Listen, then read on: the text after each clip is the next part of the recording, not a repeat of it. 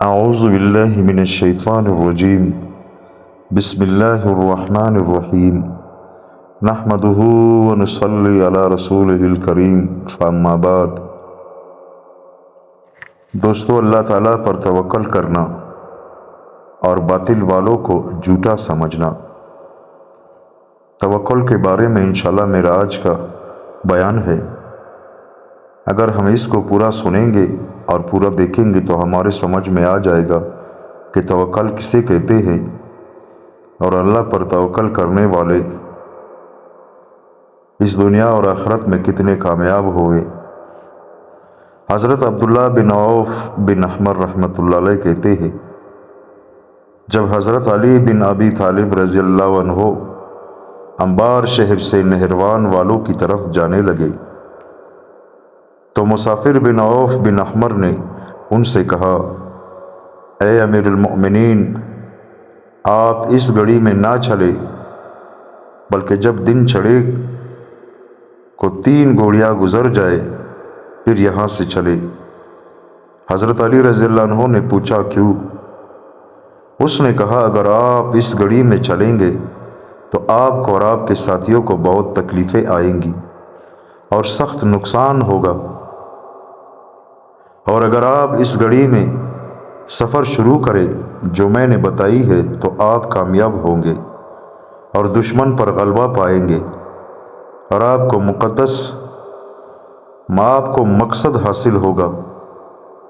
حضرت علی رضی اللہ عنہ نے فرمایا، نہ تو حضرت محمد صلی اللہ علیہ وآلہ وسلم کا کوئی نجومی تھا اور نہ ان کے بعد ہمارے ہاں اب تک کوئی تھا۔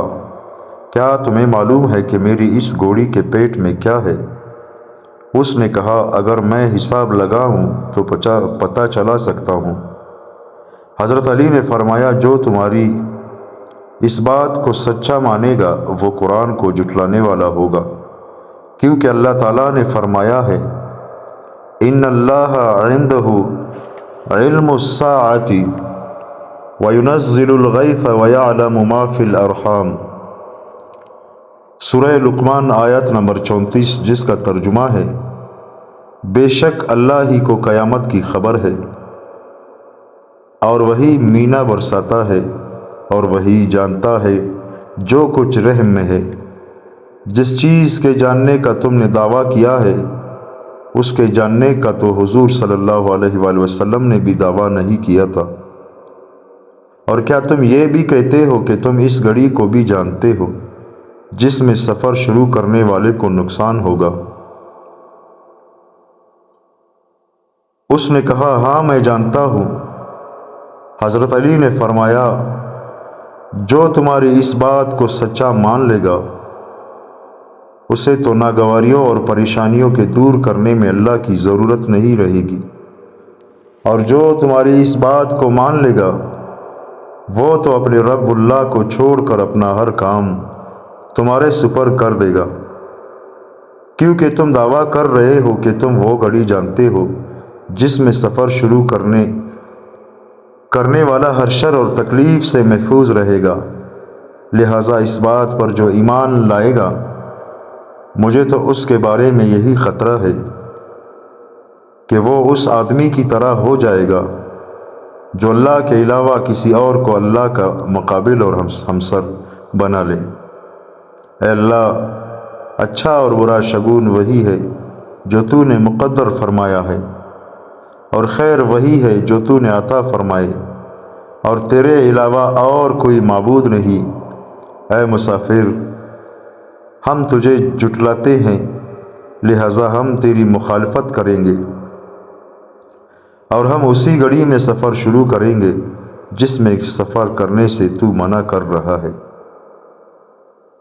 پھر حضرت علی رضی اللہ عنہ نے لوگوں کی طرف متوجہ ہو کر فرمایا، اے لوگو، ان ستاروں کا علم سیکھنے سے بچو، البتہ ستاروں کا صرف اتنا علم سیکھو جس سے خشکی اور سمندر کی تاریکی میں راستہ معلوم ہو سکے۔ نجومی تو کافر کی طرح ہے اور کافر جہنم میں جائے گا۔ پھر مسافر کی طرف توجہ ہوئے اور فرمایا، اللہ کی قسم، اگر مجھے یہ خبر ملی کہ تو ستاروں کو دیکھ کر ان کے مطابق عمل کرتا ہے تو جب تک تو زندہ رہا اور میں زندہ رہا اس وقت تک میں تجھے قید میں رکھوں گا، اور جب تک میری خلافت رہے گی تجھے وظیفہ نہیں دوں گا۔ پھر حضرت علی رضی اللہ عنہ نے اسی گڑی میں سفر شروع کیا جس سے مسافر نے منع کیا تھا، اور جا کر نہروان والوں پر غلبہ پا کر انہیں قتل کیا۔ پھر فرمایا اگر ہم اس گڑی میں سفر شروع کرتے جس کا مسافر کہہ رہا تھا، اور پھر ہم کامیاب ہوتے اور دشمن پر غالب آتے، تو لوگ یہی کہتے کہ نجومی نے جس گڑی میں سفر کرنے کو کہا تھا اس گڑی میں حضرت علی نے سفر شروع کیا تھا، اس وجہ سے دشمن پر غالب آ گئے۔ حضرت محمد صلی اللہ علیہ وآلہ وسلم کے ہاں کوئی نجومی نہیں تھا، اور ان کے بعد ہمارے ہاں بھی کوئی نہیں تھا، لیکن پھر بھی اللہ تعالیٰ نے کسریٰ اور قیصر کے ملکوں پر اور دوسرے ملکوں پر ہمیں فتح عطا فرمائی۔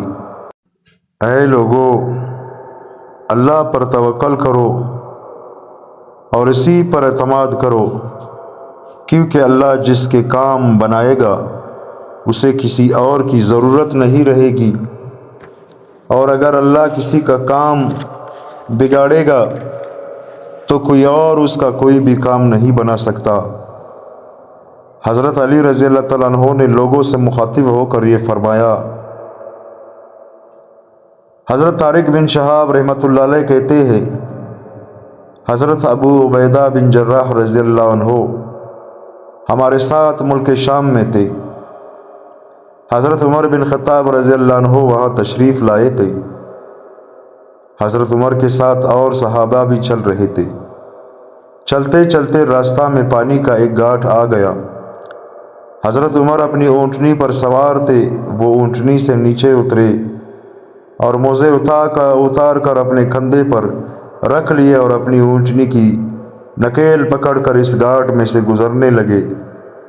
تو حضرت ابو عبیدہ نے عرض کیا، اے امیر المؤمنین، آپ یہ کیا کر رہے ہیں کہ موزے اتار کر کندھے پر رکھ لیے ہیں اور اونٹنی کی نکیل پکڑ کر اس گھاٹ میں سے گزرنے لگے ہیں؟ مجھے اس بات سے بالکل خوشی نہیں ہوگی کہ اس شہر والے آپ کو اس حال میں دیکھیں۔ حضرت عمر رضی اللہ عنہ نے فرمایا، اوہو اے ابو عبیدہ، اگر آپ کے علاوہ کوئی اور یہ بات کہتا تو میں اسے ایسی سخت سزا دیتا جس سے حضرت محمد صلی اللہ علیہ وآلہ وسلم کی ساری امت کو عبرت حاصل ہوتی۔ ہم تو سب سے زیادہ ذلیل قوم تھے، اللہ نے ہمیں اسلام کے ذریعے عزت عطا فرمائی۔ اب جس اسلام کے ذریعے اللہ نے ہمیں عزت عطا فرمائی ہے، ہم جب بھی اس کے علاوہ کسی اور چیز سے عزت حاصل کرنا چاہیں گے تو اللہ تعالی ہمیں ذلیل کر دیں گے۔ حضرت طارق بن شہاب رحمۃ اللہ علیہ کہتے ہیں جب حضرت عمر رضی اللہ عنہ شام پہنچے تو شام کے لشکر حضرت عمر کو ملنے کے لیے آئے۔ اس وقت حضرت عمر نے چادر باندھی ہوئی تھی اور موزے پہنے ہوئے تھے اور پگڑی باندھی ہوئی تھی، اور اپنے اونٹ کی نکیل پکڑ کر پانی میں سے گزر رہے تھے۔ تو حضرت عمر سے ایک آدمی نے کہا، اے امیر المؤمنین، شام کے لشکر اور شام کے جرنیل آپ سے ملنے کے لیے آئے ہیں اور آپ کا یہ حال ہے۔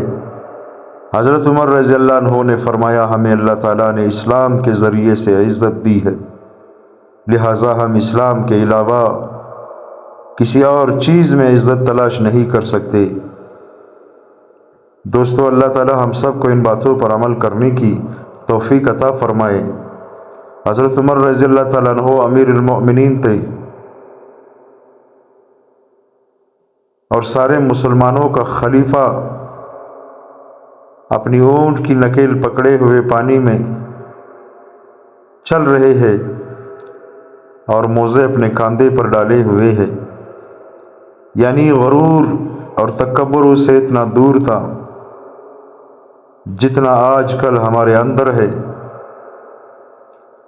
اگر ہمیں کوئی 4 پیسے مل گئے تو اپنے سے کسی غریب کو بالکل انسان سمجھتے ہی نہیں۔ دوستو، غرور اللہ کو پسند نہیں ہے۔ اللہ تعالی ہم سب کو عمل کرنے کی توفیق عطا فرمائے۔ آمین ثم آمین۔